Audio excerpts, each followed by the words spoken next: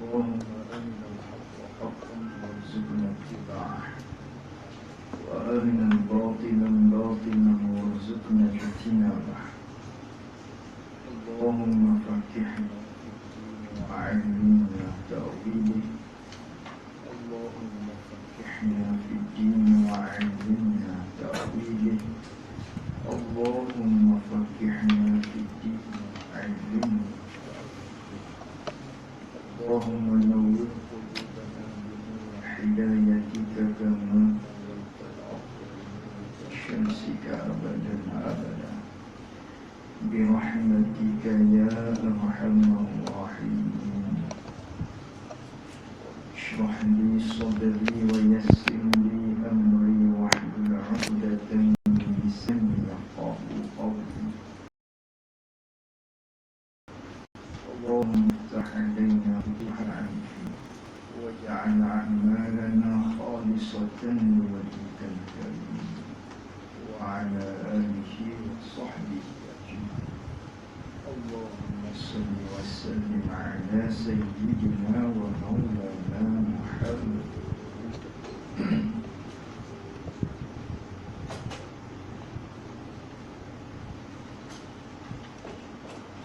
قال المؤلف رحمه الله تعالى: ونفعنا بعلومه وبعلومنا في الدارين آمين. Surat 15, baris yang ke-6 daripada bawah. Dan ketahui olehmu ya talibal ilmi, wahai penuntut ilmu, mu kena tahu akan bahawa terjemah balik bahasa la ilaha illallah, dan ketahui olehmu bahawa terjemah la ilaha illallah terjemah pada bahasa Melayu itu, yakni pada tuturan Melayu ni. Nya adanya, kalau ada kitab adanya tu likum, tak adanya. Dan ketahui olehmu ya talibal ilmi akan bahawa terjemah la ilaha illallah terjemah pada bahasa Melayu itu, pada tuturan Melayu kita. La ilaha illallah tu lafaz Arab, lalu tu diterjemahkan di dalam bahasa Melayu kita, ya? Tiada Tuhan melainkan Allah. La ilaha illallah, la tiada, ilaha Tuhan, illa melainkan Allah, Allah. Itu terjemah daripada bahasa Arab kepada bahasa Melayunya. La ilaha illallah tu tiada Tuhan melainkan Allah. Artinya, tiada Tuhan melainkan Allah ialah tiada Tuhan yang disembah dengan sebenar itu yang adanya melainkan Allah. Tiada Tuhan yang disembah dengan sebenar tu hak adanya melainkan hak ada ialah Allah Subhanahu wa ta'ala. Artinya lagi, arti tiada Tuhan yang disembah dengan sebenar itu hak ada tu melainkan Allah saja yang ada. Artinya bahawa Tuhan yang sebenar tu satu jua, satu saja Tuhan yang sebenar. Mana? Iaitulah satu jua Tuhan yang sebenar tu, ialah yang bernama dengan Allah. Ialah Tuhan yang bernama dengan Allah. Dengan tu duduk di sebelum Allah. Dia buat lepas Allah tu, silap cetak. Iaitulah satu Tuhan yang sebenar tu, Tuhan yang bernama dengan Allah. Itulah Tuhan yang sebenar yang adanya. Tuhan satu-satu Tuhan yang sebenar, iaitulah yang bernama dengan Allah. Tiada lainnya lain daripada Allah sekali-kali, yang tidak ada dah melainkan Tuhan yang sebenar tu, yang kita duduk sembah dengan sebenar, ialah Allah Subhanahu wa ta'ala. Nama zat dia-nya ialah Allah. Tiada yang lainnya yang lain daripada Allah sekali-kali. Maka bermula kalimah la. Ini masuk dalam nahwu sedikit. Jadi asal perbicaraan kita berkaitan dengan makna dua kalimah syahadah yang telah pun kita maknanya lalui dah sebelum ni. Apakah makna bagi kalimah asyhadu an la ilaha illallah Muhammadur Rasulullah. Maka telah pun kita hurai di dalam kitab yang kita belajar, yang kita sama-sama muzakarah ni, terkandung di dalam dua kalimah tu beberapa banyak akidah. Jadi dua kalimah ni adalah satu kalimah ataupun dua kalimah yang sangat besar nilai dia. Sebab itulah sehingga kan Nabi SAW bersabda di dalam suatu hadis, "Ma min ahadin yashhadu an la ilaha illallah wa anna Muhammadar Rasulullah sidqan min qalbih illa harramahullah 'alan nar." Kata Nabi SAW, tidaklah mana-mana orang, tidaklah ada satu orang pun yang menyaksikan, yang lidah dia ada kata la ilaha illallah wa anna Muhammadar Rasulullah. Lidah dia ada menyaksi, ada mengatakan perkataan ni, dua kalimah yang besar ni, la ilaha illallah dan juga Muhammadar Rasul wa anna Muhammadar Rasulullah. Dia kata tu sidqan min qalbihi, bukan setakat kata saja, bukan setakat ikrar di lidah saja dua kalimah ni, sidqan, bahkan dia membenarkan min qalbihi, dia membenarkan di dalam hati dia. Dia menyaksi betul-betul tidak ada Tuhan yang sebenar, yang disembah melainkan Allah. Dan juga dia naik saksi Nabi Muhammad itu ialah pesuruh Allah. Dia membenar dua kalimah ni di dalam hati dia. Dia beriman dengan dua kalimah ni di dalam hati dia. Maka terkandunglah sebagaimana yang kita belajar sebelum ni, la ilaha illallah, segala sifat-sifat Allah. Di dalam perkataan Muhammad Rasulullah terkandunglah beberapa banyak hukum-hukum yang disampaikan oleh Nabi kita sallallahu alaihi wasallam. Dia membenar ke semua tu. Illa harramahullah 'alan nar, melainkan Allah Ta'ala mengharamkan ke atasnya, ke atas orang yang menyaksikan dua kalimah ini serta dia membenarkan dua kalimah ini di dalam hati dia, Allah Ta'ala mengharamkan dia daripada memasuki api neraka Allah Subhanahu wa Ta'ala. Jadi besar dua kalimah ni. Sebab tu kita kena faham betul-betul makna dia, sebagaimana huraian yang kita telah belajar di dalam kitab Faridatul Faraid. Jadi besar dua kalimah ni, dan jangan juga kita lupa maknanya. Tiap-tiap daripada lepas sembahyang, kalimah la ilaha illallah ni, kita jangan lupa buat wirid dia. Jangan kita lupa buat senantiasa kita duduk berlazim-laziman di lidah dia dengan ucapan la ilaha illallah. Kita kena senantiasa baca kerana besar fadilat-fadilat dia. Di antaranya yang senantiasa kita baca, la ilaha illallah wahdahu la syarikalah, lahul mulku wa lahul hamdu yuhyi wa yumitu wa huwa ala kulli syai'in qadir. Ya kan tu. Semuanya kalimah tauhid. Jadi besar kalimah ni. Sehingga kan Nabi SAW bersabda lagi dalam satu hadis, man qala qabla an yansarifa wa yasniya rijlahu min salatil maghrib was subhi. Mana-mana manusia, sesiapa yang kata sebelum daripada dia bangkit daripada kedudukan sembahyang, wa yasniya rijlahu, hal keadaan dia masih lagi kakinya belum dilipatkan untuk duduk bersela, belum lagi, masih lagi dalam keadaan kedudukan sembahyang yang mana kaki dia duduk tasyahud akhir.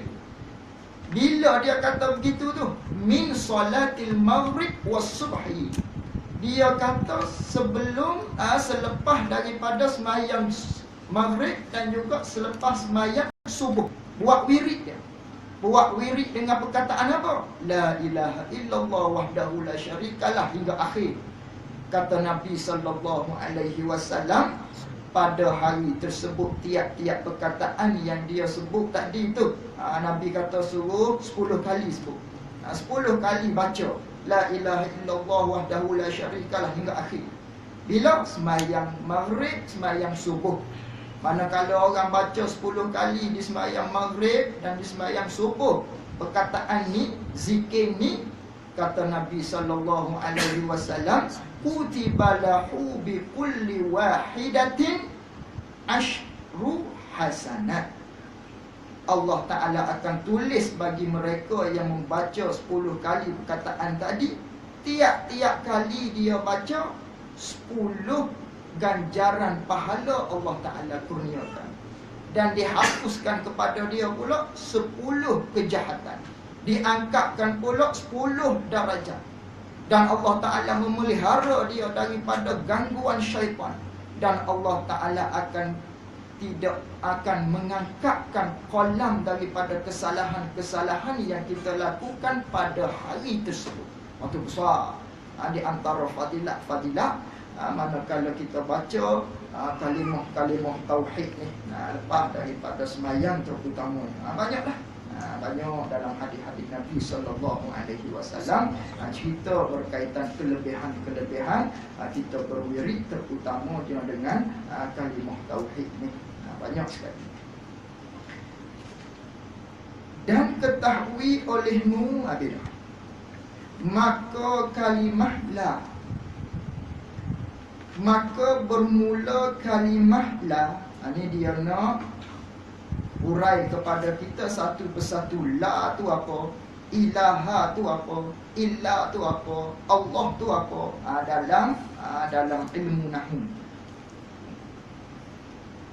Maka kalimah la, mula-mula la tu, maka bermula kalimah la itu menunjuk atas nafi.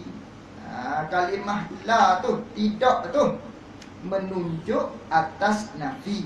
Dia panggil kalimah nafi jenis. Tu la tu dia panggil kalimah nafi jenis dalam ilmu nahwu. Maka bermula kalimah la tu dia menunjuk atas nafi. Artinya, arti nafi meniadakan. Apa meniadakan? Yakni tidak ada, ataupun tak ada, ataupun ketiadaan, atau panggil nafi. La ni ialah kalimah nafi jenis, dengan maksudnya tak ada. Tu dia nak kata gitu tu. La tu kalimah nafi jenis dengan maknanya tak ada. Tu la. Dan kalimah ilaha pula. Dan kalimah ilaha itu tadi la, ilaha pula. Dan kalimah ilaha itu manfi. Dia panggil kalimah manfi. Artinya, arti manfi yang dihukumkan dengan tiada adanya. Yang dihukumkan dengan tiada adanya, tiada ada yang. Tu manfi. Ilaha ialah kalimah manfi. Apa kalimah manfi? Benda yang kita nak hukum dengan kata tak ada. La tu kalimah nafi jenis. Nak kata tak ada, tidak ada. Tidak ada apa? Tidak ada apa. Apa tu di hadapan dia tu dia panggil manfi. Benda yang kita nak hukum dengan kata tak ada, iaitulah ilaha. Ilaha dia panggil kalimah manfi. Benda yang kita nak hukumkan dengan kata tak ada, itu panggil manfiyun. Artinya yang dihukumkan ataupun perkara yang dihukumkan dihukum dengan tidak ada. Benda yang kita hukum dengan tak ada, itu ilah. Illa dan illa pula. Dan illa itu menunjuk atas istisna. Apa istisna? Artinya arti istisna kecuali. Istisna kecuali. Illa melainkan ataupun kecuali. Ikutlah. Itu panggil ada tu istisna. Illa ni kalimah ada tu istisna. Apa istisna? Iaitulah kecuali. Iaitu kecuali ni. Istisna ni apa maksud dia? Mengeluarkan barang yang kemudian daripada barang yang dahulu. Itu panggil kecuali. Itu panggil istisna. Istisna ataupun kecuali ataupun melainkan ni maksud dia mengeluarkan barang yang kemudian, yakni kemudian daripada illa. Maksudnya adalah la ilaha illallah. Kecuali tidak ada Tuhan melainkan, tidak ada Tuhan kecuali. Kecuali ni ialah nak mengeluarkan barang yang kemudian daripada illa, barang yang selepas daripada illa. Kita nak mengeluarkan dengan maknanya kita nak bawa keluar. Itu mengeluarkan dengan maknanya nak bawa keluar benda selepas illa. Apa hak selepas illa? Allah. Kita nak mengeluarkan Allah ni mengeluar daripada barang yang dahulu, yakni dahulu daripada illa. Benda yang sebelum daripada illa. Mana? Ilaha. Nak mengeluarkan Allah daripada masuk dalam kata ilaha. Ini dengan maknanya Allah sahajalah yang maksudnya tak termasuk dalam kata ilaha. Itu kecuali itu. Nak mengeluarkan benda yang selepas daripada ilah, nak keluar daripada benda sebelum daripada ilah. Itu panggil istisna. Itu dalam nahwu tu. Dan kalimah Allah itu, dan bermula kalimah Allah pula, kalimah terakhir, mustasna nama dia. Apa itu mustasna? Artinya arti mustasna yang dikecualikan. Benda yang dikecualikan, perkara yang dikecualikan, iaitu mustasna ni, yang dikecualikan ni, yang dikeluarkan daripada nafi yang dahulu. Mana nafi yang dahulu? Sebelum tu la ilaha, atau nak keluarkan daripada benda kita nafi sebelum ni, yang kita kata tidak ada Tuhan yang sebenar, atau panggil kecuali Allah saja. Kita nak keluar tu, nak mengeluarkan Allah daripada yang kita yang kita nafi, la ilaha. Artinya arti yang dikeluarkan daripada nafi yang dahulu ni, yang diisbatkan kemudian daripada nafi. Maksud yang dikeluarkan daripada nafi yang dahulu, itulah la ilaha tu. Artinya kita nak mensabitkan kemudian daripada nafi. Kita nak mensabitkan huk kita nafi sebelum ni. Perkara yang kita nafinya tidak ada Tuhan yang sebenar illallah. Kita nak isbatkan Allah saja Tuhan yang sebenar. Itu semua dalam ilmu nahwu sarah lah. Belajar di sana lah secara lebih lanjutnya. Habis itu. Dan apabila ketahui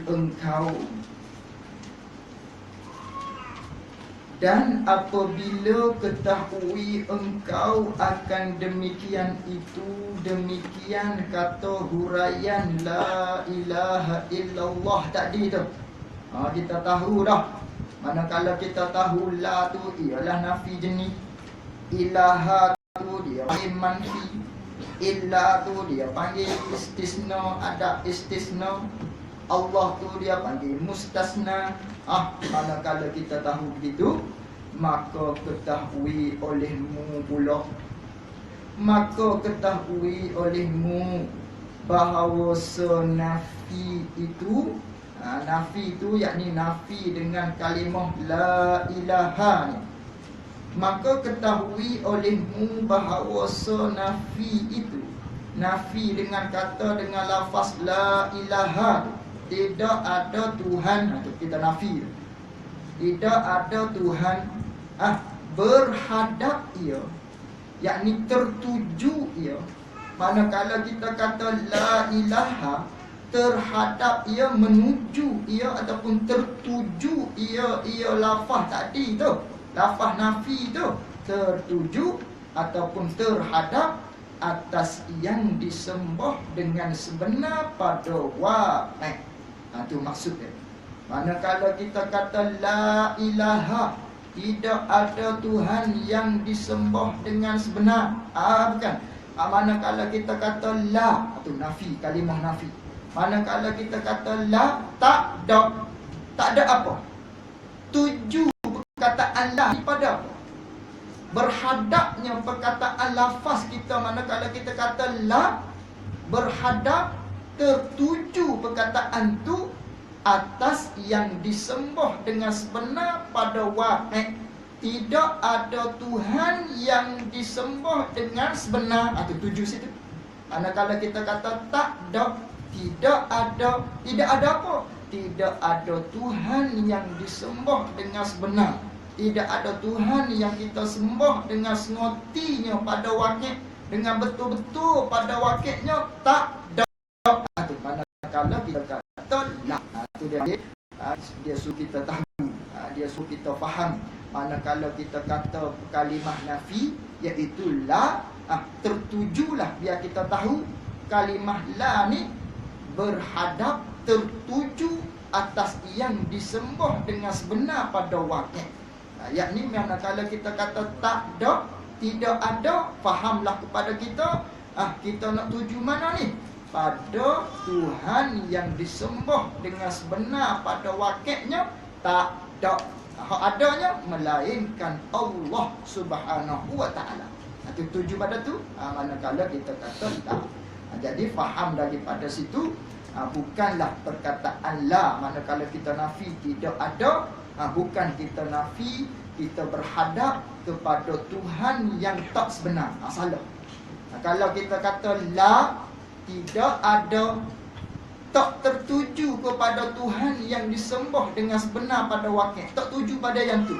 Sebaliknya kita tuju, manakala kita kata la, tuju kepada, maksudnya kepada Tuhan yang disembah dengan tidak sebenar. Kita kata tidak ada Tuhan yang disembah dengan tidak sebenar. Kita kata macam tu. Tujulah tu pada Tuhan yang tidak, Tuhan yang disembah dengan tidak sebenar.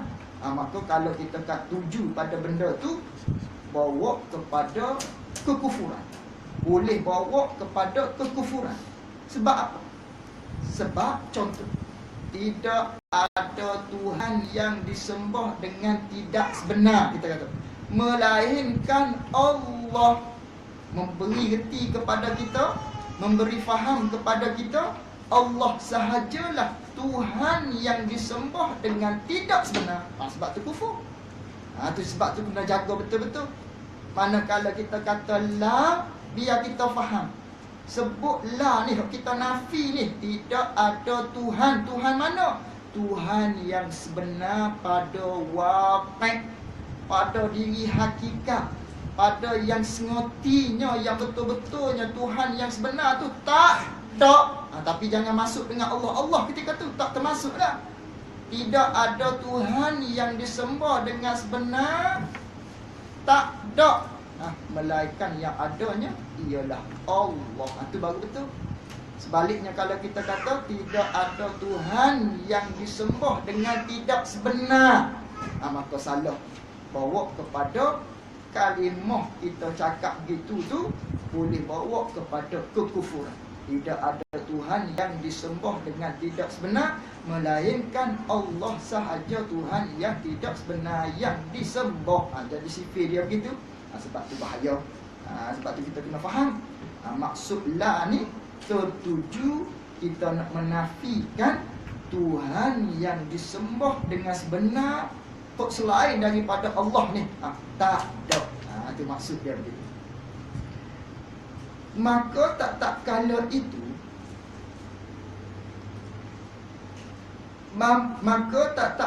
itu tak kala bahawasa nafi itu terhadap ia atas yang disembah dengan sebenar pada wakil.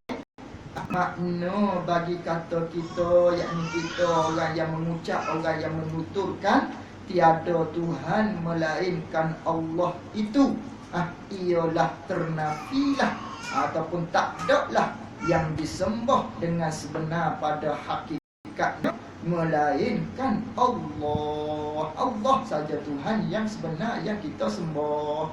Maka ia Allah jualah yang tiada ternafi. Ayat ni yang tiada ternafi di mula-mula lagi. Tak masuk dalam kata yang kita hukum dengan tak ada tu. Allah Ta'ala tak termasuk dalam kata kita hukum dengan kata tak ada di mula-mula lagi. Bukan maksud dengan Allah.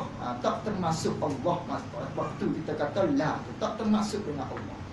Misal, contoh, kita kata ada orang datang di rumah kita. Dia tu nak berhutang duit dengan kita. Lalu tu dia kata pada kita, pinjam duit 5,000. Aku tak ada duit ni, aku ada hutang dengan seseorang. Kalau tidak dia nak mari kelar tengkuk aku. Dia nak mari ambil harta aku di rumah dan sebagainya. Dia urut macam-macam. Aku kena bayar 5,000 ni.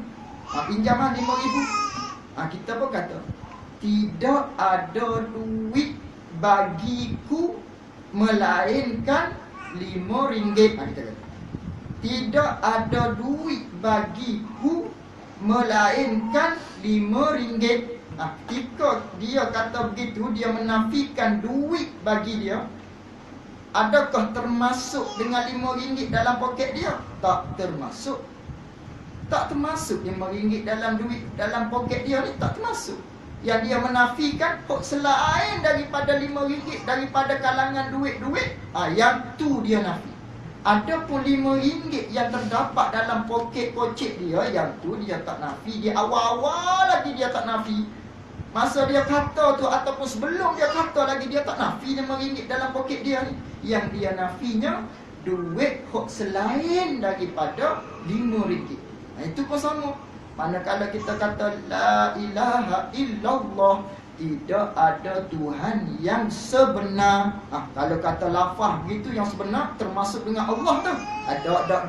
Tak termasuk dengan Allah. Allah tetap dalam hati kita, iaitulah Tuhan yang sebenar. Manakala kita kata tidak ada Tuhan yang sebenar, Allah Ta'ala ni tak termasuk dalam kata yang kita nafi tidak ada Tuhan yang sebenar pada hakikat.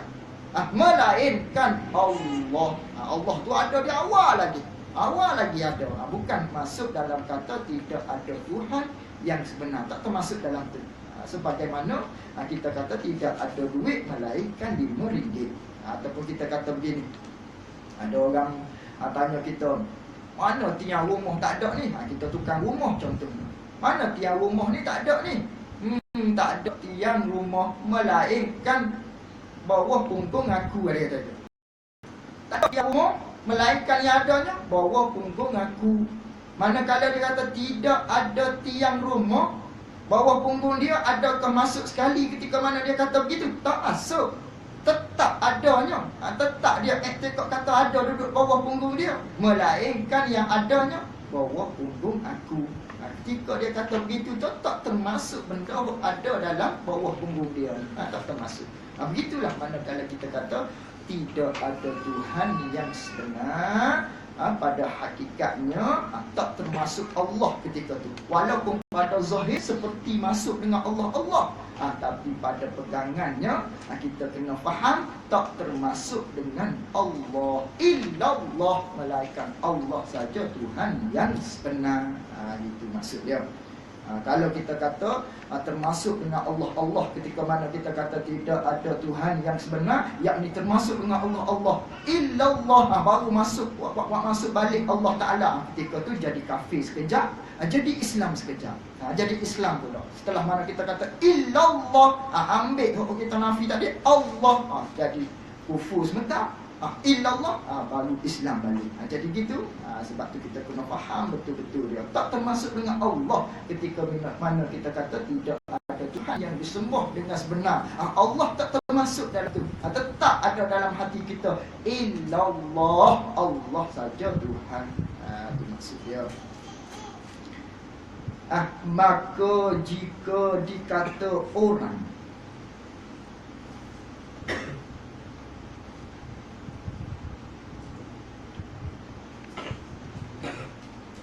maka jika dikata orang, yakni jika disoal oleh orang, kalau orang tanya, ni musannif kita nak ajar kita. Kalau ada orang tanya, sama ada tanya tu dalam bentuk nak iktiraf, nak bangkang kita, ataupun dia soal memang dia tak tahu. Maka jika dikata orang, yakni disoal orang akan kita lah, bahawa yang disembah dengan sebenar pada hakikat yang lain daripada Allah tu, khabar bahawa tiada ada ia yang disembah dengan sebenar pada hakikat selain daripada Allah. Sekali-kali memang tak ada. Dah tak ada, maka tiada sah dinafikan dia kan yang lain daripada Allah. Mana sah kita nak nafikan dia? Kerana apa tiada sah kita nak nafikan? Kerana benda tu tidak ada. Kerana menafikan barang yang tiada ada itu tahsilul hasil nama dia. Orang panggil kita ada benda yang sudah tidak ada. Kita meniadakan benda yang sudah tidak ada. Dia panggil tahsilul hasil. Tahsilul hasil ni dia ada dua. Dia panggil tahsilul hasil dengan jalan mengadakan, dengan maknanya nak mengada benda yang sudah ada, ataupun panggil tahsilul hasil juga. Benda ada dah, kita nak mengadakan lagi. Orang lain dah buat meja, kita nak buat meja. Ni meja ni kita nak buat. Nak buat lagi meja ni juga. Ni meja ni nak buat lagi. Itu tahsilul hasil. Mustahil nak buat satu meja yang hakikatnya ni lah meja ni kita nak buat lagi meja ni. Itu panggil tahsilul hasil. Balik mengada. Ada pemisah di sini, tahsilul hasil balik meniadakan. Dengan maknanya nak tak ada benda yang sudah tidak ada. Gelas kita kosong. Manakala gelas kita kosong, kosonglah lagi gelas ni. Mana boleh nak kosong lagi sebab kosong dah gelas kita. Lainlah kalau ada air dalam gelas kita, kosong air, dengan hawa kita cuah dia, jadilah kosong. Itu panggil nak kosong, nak meniada ni benda kena ada dulu, barulah kita boleh nak kosong, nak meniadakan dia. Ni benda yang tidak ada dah. Bagaimana kita nak meniadakan lagi? Lalu tu Tuhan yang sebenar, yang selain daripada Allah ni, benda tak ada. Lalu tu kita menafikan Tuhan yang sebenar selain daripada Allah ni, tidakkah termasuk dalam kata tahsilul hasil, nak meniadakan benda yang sudah tidak ada? Dan iaitu tahsilul hasil ni, tak ada benda yang sudah tak ada dah. Mustahilun, mustahil kita tak ada benda yang sudah tidak ada ni. Jawabnya, nescaya berkata kami. Nescaya ni jawab bagi kata jika dikata. Nescaya berkata kami, yakni pada jawapannya. Nescaya berkata, yakni pada jawabnya. Nescaya berkata kami Syekh Daud ni lah, yang mewakili ulama usuluddin, maknanya begitu. Jawapan ulama-ulama usuluddin lah. Nescaya berkata kami ulama usuluddin, makna menafikan demikian itu, demikian yang disembah selain daripada Allah tu, mengkhabarkan, nak cerita saja. Kita duduk menafikan tiada Tuhan yang disembah dengan sebenar tu, selain daripada Allah tu, nak khabarkan, nak cerita saja. Dan mengiktiqadkan, dan dengan makna waw ma'iyah dia bagi, serta, dengan makna serta, dan dengan makna serta. Nescaya berkata kami pada jawabnya, makna menafikan demikian itu, demikian yang disembah pada sebenar yang lain daripada Allah tu, nak mengkhabarkan, nak cerita, dan mengiktiqadkan serta nak pegang di hati kata ketiadaan adanya, ada yang disembah hak sebenar, hak selain daripada Allah Subhanahu wa taala. Semata-mata nak cerita, serta kita nak pegang dalam hati kata tidak ada Tuhan yang disembah dengan sebenar hak selain daripada Allah tu. Tak ada, anak iktikad hati dalam kata itu, anak khabarkan saja. Bukan kita nak menafikan benda yang sudah tidak ada tu, tidak. Saja hanya nak mengkhabarkan saja. Tiada maknanya, makna pada menafikan yang tersebut tu nak meniadakan barang yang tiada ada. Asal tak ada, nak meniada lagi. Bukan dengan makna tu, bukan dengan makna tu. Kalau makna tu dia panggil tahsilul hasil, maka tahsilul hasil ni mustahil. Dan sah dijadikan nafi itu, ini mubtada balik. Ini jawapan yang kedua. Tadi yang bukan jawapan yang kedua. Ataf pada kata maka ketahui olehmu. Tadi dia kata ketahui olehmu bahawa nafi itu kalimah la ni terhadap ia atas yang disembah dengan sebenar pada waqi'. Bila kita kata la, tertuju kepada yang disembah dengan sebenar pada waqi'. Tuju pada tu yang pertama. Yang kedua boleh juga manakala kita kata la, tertuju kepada benda yang akan nak sebut. Apa dia? Dan sah dijadikan nafi itu. Boleh juga begini. Dan sah dijadikan nafi itu. Nafi mana? Kalimah la tu lah. Kita kata tak ada, tidak ada. Kita jadikan kalimah la nafi itu berhadap kepada barang yang di dalam zihin mukmin. Tertuju perkataan la ni, tertuju makna kepada barang yang di dalam zihin mukmin. Tiap-tiap benda yang duduk terlintas dalam hati orang mukmin, atau panggil barang yang di dalam zihin mukmin, di dalam hati orang mukmin. Boleh juga tuju di benda tu. Dengan maknanya manakala kita kata la yang pertama tadi, bila mana kata tak ada, tuju kepada tidak ada Tuhan yang disembah dengan sebenar pada waqi'. Tuju pada benda tu. Tak ada benda tu. Yang kedua sah juga. Manakala kita tak ada apa? Tak ada Tuhan yang disembah dengan sebenar yang berada di dalam otak kita ni, selain daripada Allah. Boleh juga tuju situ. Sebab akal kita, fikiran kita, hati orang mukmin ni, dia boleh nak memfardukan banyak Tuhan dalam hati dia. 200 Tuhan, 300 Tuhan. Semua tu tak belaka, tidak Tuhan belaka. Boleh juga gitu. Manakala kita kata tidak ada Tuhan, manakala kita kata tidak, tertuju kepada benda yang berada di dalam hati orang mukmin. Dengan maknanya kita menafikan Tuhan yang sebenar, yang duduk dalam otak kita, yang selain daripada Allah Subhanahu wa taala. Boleh juga begitu. Kerana apa kata boleh juga?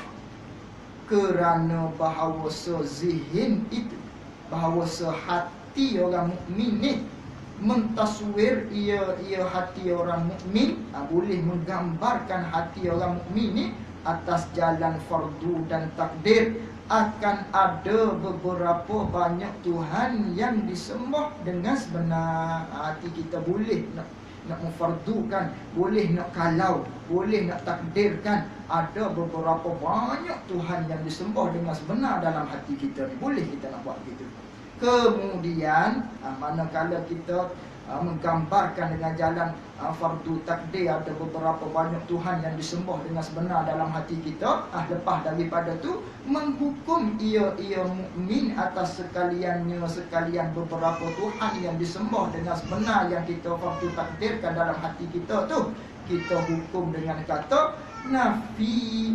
Kita nafikan dia berlaku, kita meniadakan dia berlaku. Kita kata tak dok semua tu, melainkan Allah jua, melainkan Allah Ta'ala sahaja yang tiada dinafikan dia kan Allah, melainkan Allah Ta'ala sahaja. Boleh juga kita tertuju kepada benda tu manakala kita kata la ilaha, tuju pada tiap-tiap perkara yang kita duduk telitah dalam hati kita. Dengan maknanya Tuhan yang disembah dengan sebenar yang ada dalam otak kita yang lain daripada Allah tu tak ada berlaku. Boleh juga kita tuju itu manakala kita kata manakala kita kata la ilaha. Itu yang kedua.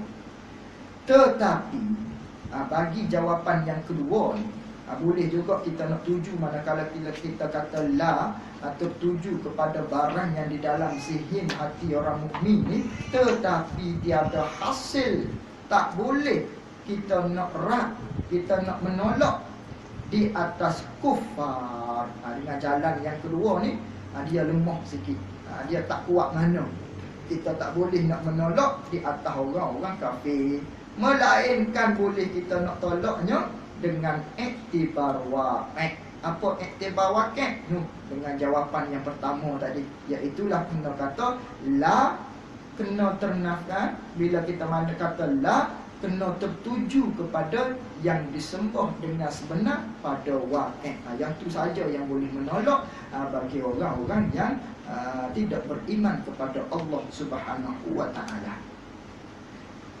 Dan tiada dijadikan nafi itu, dan tak boleh kita nak jadikan nafi itu, kalimah la tu tak boleh kita nak berhadap kepada barang yang di dalam zihin orang kafir. Tak boleh. Kerana apa? Kerana bahawa sebarang yang di dalam zihin orang kafir daripada rupa berhala dan umpama berhala seperti matahari, api, lembu, tak bolehlah kita nak hadap kepada apa yang ada di dalam fikiran orang-orang kafir. Tak boleh. Dengan maknanya la, kita kata tidak ada, tak ada apa, kita tuju kepada tiap-tiap benda yang ada di dalam fikiran orang kafir pula. Kita kata la, tidak ada Tuhan yang disembah dengan sebenar hak ada dalam fikiran orang kafir. Manakala hak ada dalam fikiran orang kafirnya, ada lembu kerana dia sembah tu, ada matahari, ada berhala, ada bulan, tu benda yang disembah oleh orang kafir. Kalau berhadap kepada benda tu tidak sah. Kerana apa tidak sah? Sabit. Itu jawapan dia. Sabit. Sebabnya berhala, matahari, api, lembu, benda Tuhan yang ada dalam fikiran orang kafir itu sabit. Ada benda tu. Maka jadi kita menafikan benda yang ada. Maka tak sah lah menafikan benda yang ada ni. Matahari ada, cuma tidak sebenar saja. Benda tu yang disembah dengan tak sebenar. Api ni, matahari, berhala, Tuhan yang disembah dengan tidak sebenar. Maka kita menafikan yang tu tak sah. Sebab benda tu ada disembah oleh orang-orang kafir. Benda tu sabit. Tiada sah nafinya. Nafi benda tadi tu, benda yang ada di dalam zihin orang kafir. Dan al-hasil, dan kesimpulannya beginilah, dia kata, yang dinafikan itu salah suatu daripada dua perkara. Beginilah maknanya, walhasilnya, kesimpulannya mudah-mudah kan? Manakala kita kata la, salah satu daripada dua perkara ni. Manakala kita kata tak ada, Salah satulah tertujunya kepada salah satu daripada dua perkara ni. Mana? Yang pertama, tertuju kepada segala Tuhan yang disembah dengan sebenar pada wakil yang lain daripada Allah Ta'ala. Sebagaimana yang pertama tadi. Dan yang keduanya tertuju kepada barang yang pada zihin mukmin yang mentaswir akan banyak yang disembah dengan sebenar. Bolehlah dua ni saja yang sah. Boleh kita takdirkan apa ni yang boleh kita tuju, manakala kita kata la. Boleh salah satu daripada dua ni, sah dua-dua. Maka salah satu daripada dua inilah yang dinafikan. Kemudian daripada nafi, maka diisbatkan Allah. Artinya dihukumkan dengan bahawa Allah Ta'ala itu ada. Dan ialah Allah tu Tuhan yang sebenar. Manakala kita kata la tadi, tertuju pada dua benda tadi. Manakala itu kita isbatkan Allah Ta'ala Tuhan yang ada. Iaitulah Tuhan yang sebenar.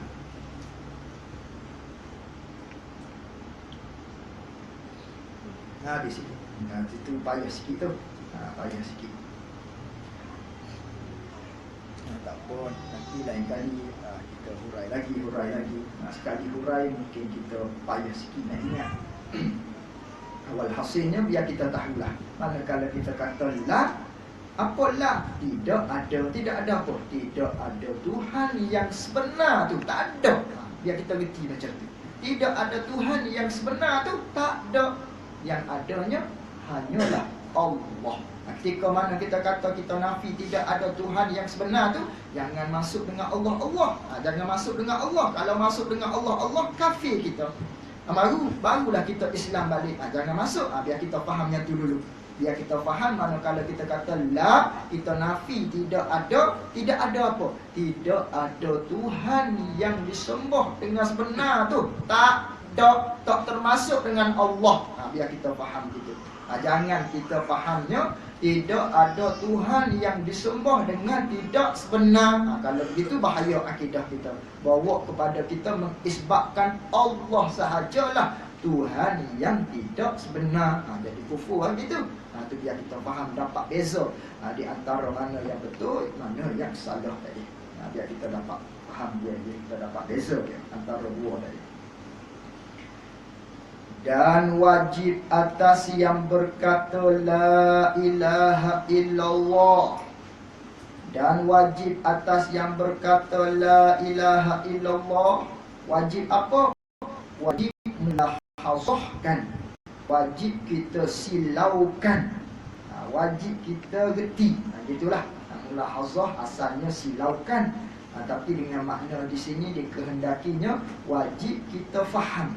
Wajib kita reti bahawa Allah Ta'ala itu tiada dinafikan daripada mula bagi perkataan kita.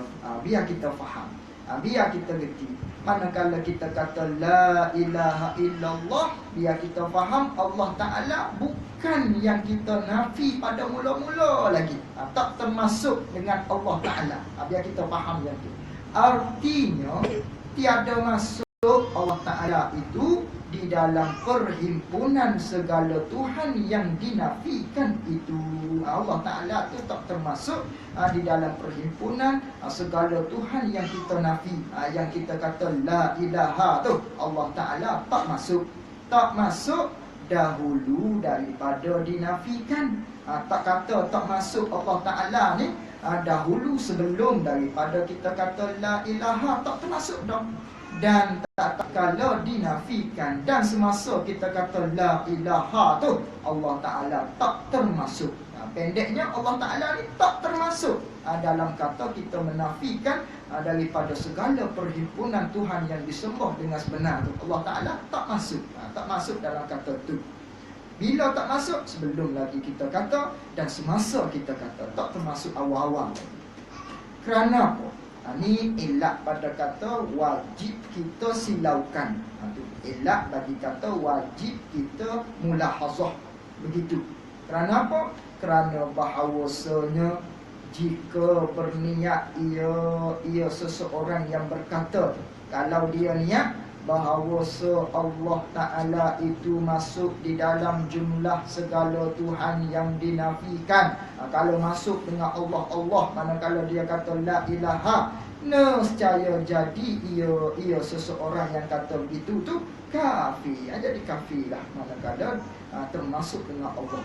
Sebab tu wajib kita silau, wajib kita reti. Bukan manakala kata la ilaha wajib kita silau, dengan makna tiap-tiap kali kita la ilaha illallah wajib kita kena ingat, wajib kita kena silau dalam hati. Bukan dengan makna tu. Mulahazah dengan makna wajib kita reti. Dan kita reti adalah dalam hati kita ni. Benda dalam hati tu adalah manakala kita faham dia. Itu maksud mulahazah. Kita kena faham dia betul-betul. Maka kata orang yang berkata la ilaha illallah tu, dia kata apa? Illallah.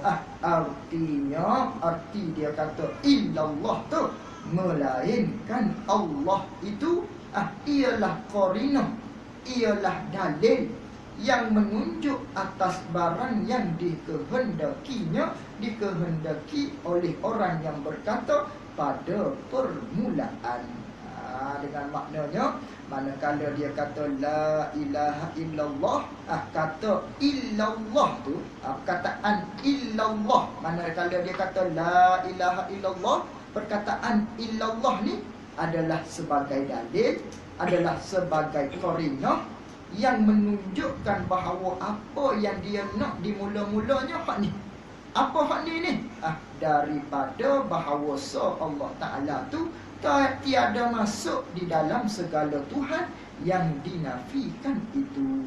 Itulah dalil kata Allah Ta'ala ni tak termasuk di awal-awal. Mana qarinah dia nya? Manakala kita kata illallah.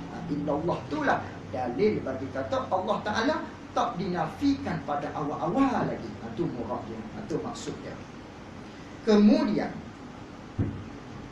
ketahui olehmu pula bahawa mentauhidkan Allah, mengesahkan Allah ni dengan kalimah la ilaha illallah itu, manakala disebutkan, manakala kita sebut la ilaha illallah, atau disuratkan ataupun kita tulis la ilaha illallah, ditakdirkan kemudian daripada la ilaha illallah yang kita sebut ataupun yang kita tulis, kita kena takdirkan akan Muhammadur Rasulullah. Walaupun kita tak sebut, walaupun kita tak tulis, kita tengok, kita terjumpa kalimah la ilaha illallah, ataupun kita sebut la ilaha illallah, ataupun kita tulis la ilaha illallah, kita kena takdirkan akan Muhammadur Rasulullah. Kita kena takdirkan. Apa maksud takdir? Kita kena silau dalam hati kita Muhammad Rasulullah. Manakala kita tengok kalimah la ilaha illallah, kita kena ingat dalam hati kita Muhammad Rasulullah. Ataupun kita kata la ilaha illallah, walaupun kita tak sebut Muhammad Rasulullah, kita kena ingat Muhammad Rasulullah. Kita senantiasa dua kalimah ni dia kena berangkai. Dia kena senantiasa duduk cari. Dia kena senantiasa duduk bersama. Kalau tak ada Muhammad Rasulullah, kita kena takdir dalam hati kita. Dengan maknanya kita kena ingat Muhammad Rasulullah. Itu maksud dia. Dan jika tiada ditakdirkan demikian itu, demikian Muhammad Rasulullah, kalau kita tak takdir dia, nescaya bersekutu tauhid kita bersekutu dengan tauhid umpama Yahudi. Itu kita jatuh tu. Kalau kita ni umpama Ba'awud, jadi gitu. Dak Yahudi. Umpama Yahudi. Kalau kita tak takdirkan Muhammad Rasulullah, kita tak ingat begitu, hanya la ilaha illallah saja, nescaya bersekutulah tauhid kita tadi tu bersekutu dengan tauhid umpama orang Yahudi. Seperti telah menyebutkan dia kan hukum tersebut tu oleh setengah mereka itu ulama, dan wajib atas tiap-tiap mukallaf, wallahu a'lam wa ilmuhu wa adam. itu sedikit sebanyak berkaitan dengan kalimah la ilaha illallah. Bila kalimah la ilaha illallah.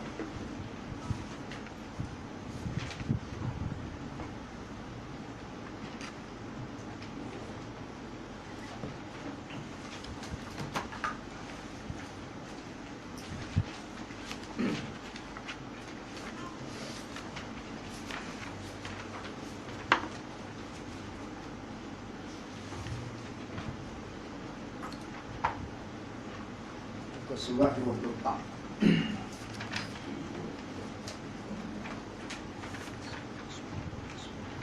Baris yang ke-11 dibilang daripada bawah.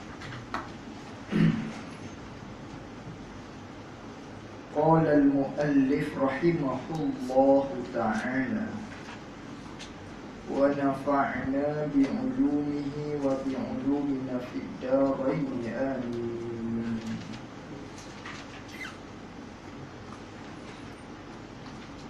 Dan diketahui daripada kaedah ini,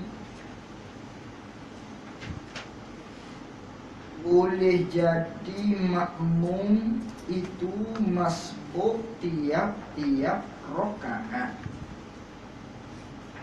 Kata boleh jadi masbuk tiap-tiap rakaat tu hingga 4 rakaat.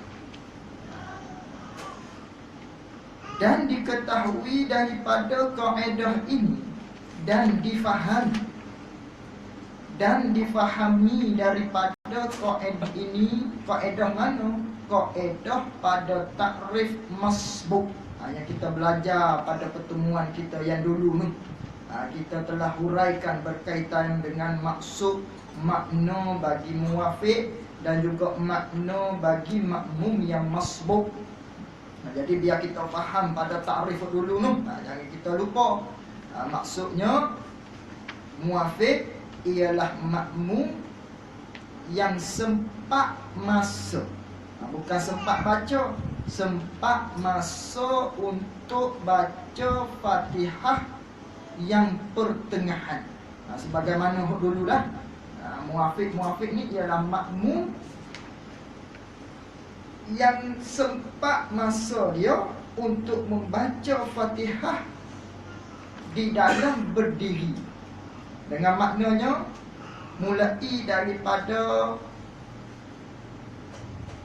akad takbir, mula situ terdetiklah saat dia dikira tak, sehinggalah ukuran dia penghujungnya ketika mana imam rokok.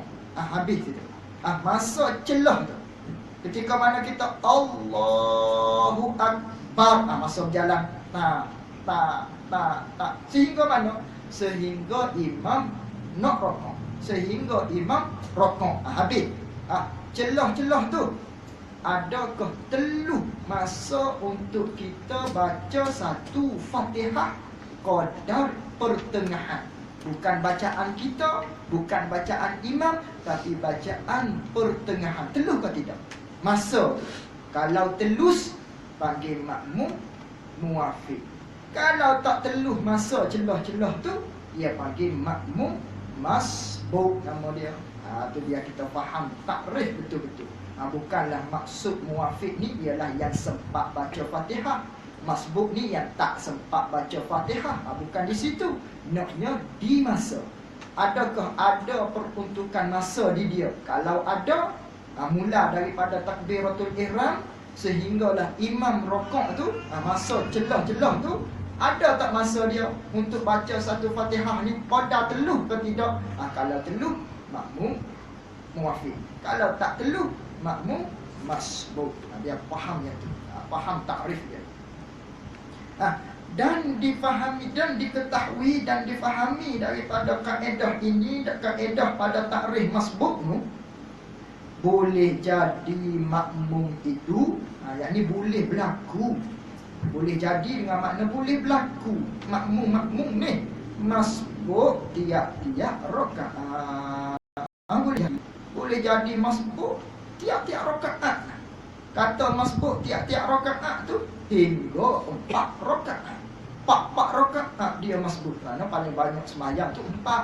Maka 4 rakaat tu dia masbuk. Boleh jadi. Boleh jadi juga muafiq 4 rakaat. Boleh jadi juga rakaat pertama muafiq, rakaat kedua masbuk, rakaat ketiga muafiq balik, rakaat keempat masbuk balik. Boleh jadi juga begitu. Ataupun boleh jadi rakaat pertama masbuk, rakaat kedua masbuk, rakaat ketiga muafiq. Boleh juga begitu. Tak kira lah. Boleh jadi tiap-tiap rakaat tu sama ada muafiq ataupun masbuk. Hatta boleh jadi juga masbuk tiap-tiap rakaat. Hingga 4 rakaat tu masbuk berlaku 4 rakaat. Bermakna bila masbuk wajib dia kena rokok selalu. Walaupun tak habis lagi dia baca Fatihah. Dia tahu takrif masbuk tu apa.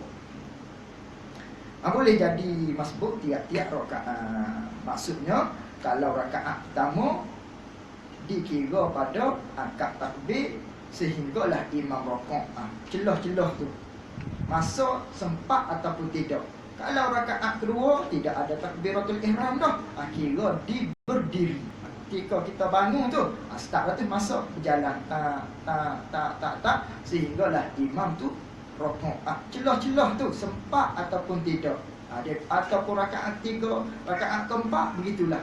Kira berdiri kita sehingga imam rokok.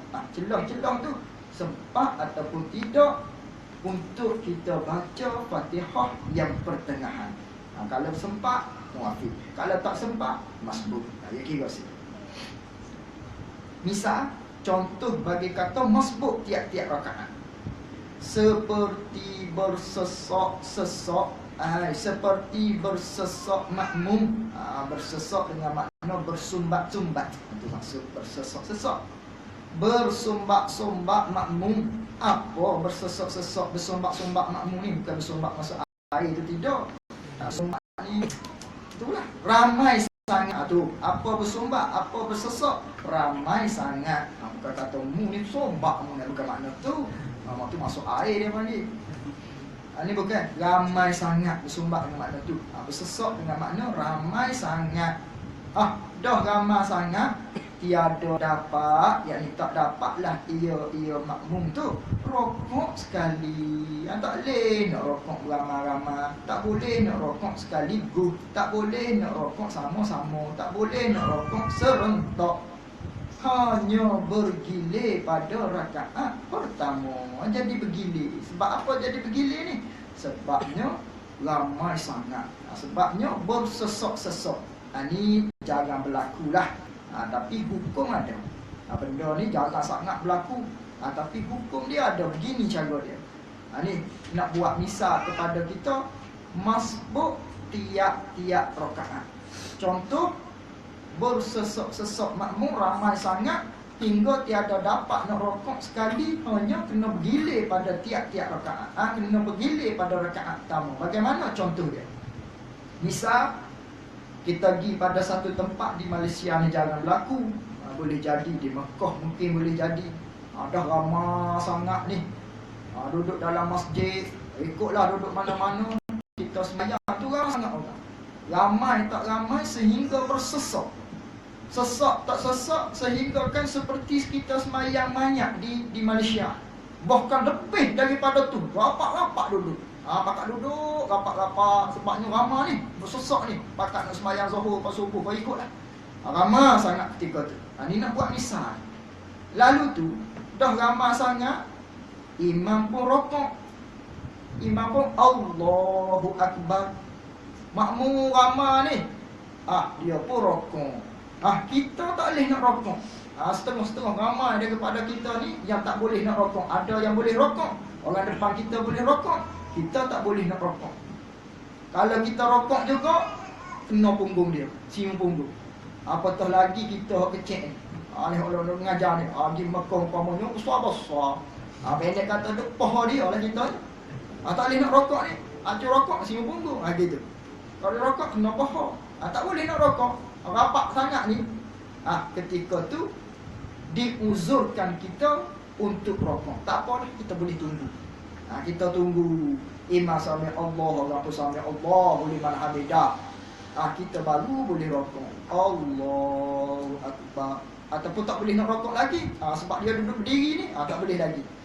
Dia pun Allahu Akbar turun kepada sujud. Tekon ni baru ada ruang untuk kita, rokok. Kita pun rokoklah saat ni. Di kita maknanya sudah tertinggal dengan imam dah. Tinggal jauh dah. Mungkin imam Allahu Akbar nak baca surah lain, kita mungkin baru boleh sujud. Tidak duduk antara dua sujud lagi tu. Imam pun baca. Sudahlah aturan kita pun naik. Kita naik, begitu pula jadi dia. Macam tadi pula, manakala kita naik, maksudnya naik sebentar, imam pun Allahu Akbar, habis dah baca, imam pun rokok. Kita masbuk tu. Tadi kita mari lewat dah. Contohnya rakaat pertama tadi kita mari lewat, imam rokok, kita tak boleh nak rokok. Rakaat kedua pun sama juga. Kita tak boleh nak rokok pula. Kita bangun tadi tu, imam diri sekejap, dia pun rokok. Waktu untuk kita baca Fatihah tu tak ada tu. Kita naik berdiri, imam pun rokok. Tu masa tu di celah-celah kita tak muat untuk baca satu Fatihah pada pertengahan. Bermaksud hukumnya kita masbuk. Bila masbuk pula rakaat yang kedua, imam rokok, orang depan kita rokok. Jadi macam tadi juga tak boleh nak rokok. Kalau rokok juga siung atas bahu orang, ataupun patut atas bahu orang. Kena tunggulah sampai dia sujud pula. Ketika tu baru boleh kita rokok. Rakaat ketiga pun sama juga. Naik imam rokok pula. Jadi masbuk pula. Jadi dia ni masbuk 4 rakaat. Jadilah masbuk 4 rakaat. Boleh rakaat kedak dia tadi tu? Tak boleh. Bermakna nampak di dia sembahyang 8 rakaat. Dia kena tambah tu. Sebab tak boleh rakaat tu dia tu. Kerana makmum yang masbuk untuk dikatakan dapat rakaat ialah dia kena boleh makninah dengan imam ketika dia rokok. Tu baru boleh. Baru dikira rakaat. Ni tak boleh rakaat ni. Jadi dia masbuk 4 rakaat. Bila masbuk 4 rakaat, dia pun kena tambahlah nanti 50 salam, 4 rakaat balik. Kena buat balik sembahyang dia. Jemaah tu dapat jemaah ni orang yang sayang kepada jemaah dia. Jadi 8 nampak di dia sembahyang. 8 rakaat rupa sembahyang tadi. Satu. Atau ada lagi. Sebelah. Contoh seperti bersesok makmum. Apa bersesok makmum? Ramai sangat. Ramai sangat, tiada dapat rokok sekali. Tak boleh nak rokok sekali. Lalu tu hanya bergilirlah dia pada rakaat pertama tu nak rokok dan sebagainya. Maka bila masuk rakaat yang kedua, tak sempat baca habis Fatihah. Manakala dia nak masuk rakaat yang kedua tu, tak sempat adalah maknanya dia berdiri, imam pun rokok. Tu murad pada kata tak sempat baca habis Fatihah. Muradnya ada dia masuk untuk dia baca Fatihah pertengahan tu tak sempat. Bila tak sempat, jadi dia tu masbuk. Jadi begitulah tiap-tiap rakaatnya. Jadi 4 rakaat hukumnya dia tu masbuk. Dia tak jawab lagi ni. Atau lambat gerak diam. Ni ataf pada kata bersesok. Takdir kalamnya dan diketahui daripada kaedah ini, kaedah takrif masbuk ni, boleh jadi makmum masbuk tiap-tiap rakaat hingga 4 rakaat. Misal contoh dia seperti lambat gerak diam makmum. Misal yang kedua, pacing makmum ni jenis slow kejadian dia. Dia tu jenis gerak diam dia tu perlahan. Jenis pergerakan dia slow. Jenis pergerakan dia perlahan, lembat. Dan yakni wawul hal. Padahal imam cepat, yakni cepat gerak diam. Imam tu cepat gerak diam dia. Umpamanya imam Allahu Akbar turun rokok, makmum pun nak turun, imam sami Allahu liman hamidah. Begitulah hingga imam tu maknanya berdiri. Makmum lambat bangun maknanya tak kalau bangun makmum imam rokok pula, maka hukum dia masbuk nama dia. Maknanya dia ni lambat, pacing dia lambat. Jenis makmum ni lambat, imam cepat. Tengok orang yang lambat pergerakan kan, dia nak bangun kepada apa tu, kepada berdiri tu lambat. Slow dia bangun. Imam cepat, imam Allahu Akbar dia pun baru berdiri. Panggil dia masbuk. Tu qadar dia imam rokok, dia baru berdiri. Dia kena rokok selalu tu. Sebab dia masbuk, tak ada masa untuk baca Fatihah. Tak ada masa untuk dia baca satu Fatihah pada pertengahan tu. Ini makmum ni jenis slow, jenis pacing lambat. Imam pula jenis cepat. Maka ketika tu dia jadi masbuk. Dia jadi masbuk ada masalah dia ni. Itu dua. Atau makmum pertengahan bacaannya, tadi jenis pergerakan dia lambat, imam pula cepat gerak diam dia. Yang ketiga ni makmum pertengahan bacaan pula. Jenis pada bacaan dia makmum ni pertengahan, tak lambat tak cepat. Dan wawulha, padahal imam pula cepat bacaannya, bacaan imam. Imam pula cepat bacaan. Umpama pada solat perlahan. Pada solat perlahan kita tak dengar kan. Lalu tu imam baca cepat. Manakala imam baca cepat, kita makmum ni bacaan kita pertengahan. Imam cepat baca. Jadi rakaat pertama tu kita mari lewat dah umpamanya. Kita mari lewat imam Allahu Akbar. Kita kena Allahu Akbar, kena rokok selalu. Sebab kita tu masbuk nama dia. Manakala kita Allahu Akbar, imam pun rokok dah. Bermula daripada saat kita Allahu Akbar dengan imam rokok tu, tak teluh tu untuk baca satu Fatihah. Bermaksud rakaat pertama kita sudah masbuk. Kita sudah masbuk. Kita pun rokok. Tak apalah kita rokok. Sami Allahu liman hamidah sekali. Kita buat aturan sekali dengan dia pada rakaat yang pertama. Rakaat kedua ni, manakala kita bangun, baca perlahan, imam baca cepat, kita baca perlahan. Mungkin kita baru iyyaka na'budu wa iyyaka nasta'in, imam baca cepat, ekspres, ya Allahu Akbar. Ketika tu kita pun kena ukur. Ketika aku berdiri tadi dengan imam rokok ni, adakah bacaan untuk Fatihah pada pertengahan ni teluh ataupun tidak? Takdirnya tak teluh. Masbuk pula dia ketika tu. No rokok pula. Tapi hak ni dapat rakaat dah lah. Ni dapatlah rakaat. Sebabnya boleh rokok sekali dengan imam. Ada pun masalah bersesok tadi, tak boleh nak rokok sekali dengan imam, tak dapat rakaat, bermakna kena tambah rakaat. Ada pun misal yang ni dapat rakaat sebab dia boleh nak rokok bersama-sama dengan imam. Nak ceritanya dia ni masbuk juga. Masbuk kena rokok selalu. Sebabnya masa dia tu tak ada untuk baca satu Fatihah. Sebab imam tu cepat sangat. Makmum ni baca lambat.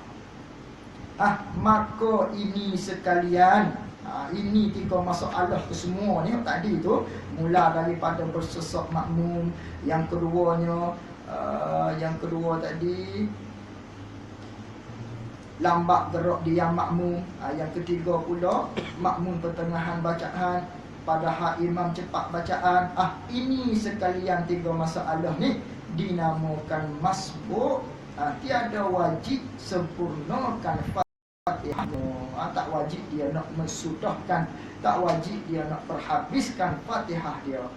Dah dia tak wajib nak persudahkan Fatihah dia, hanya baca sekadar sedapat. Kalau dia sempatlah baca setakat-setakat dia setakat-setakat dia sempat baca sekadar itulah. Dan jikalau tiap-tiap rakaat sekalipun, boleh jadi masbuk juga tiap-tiap rakaat. Dan mana-mana makmum yang diuzurkan itu,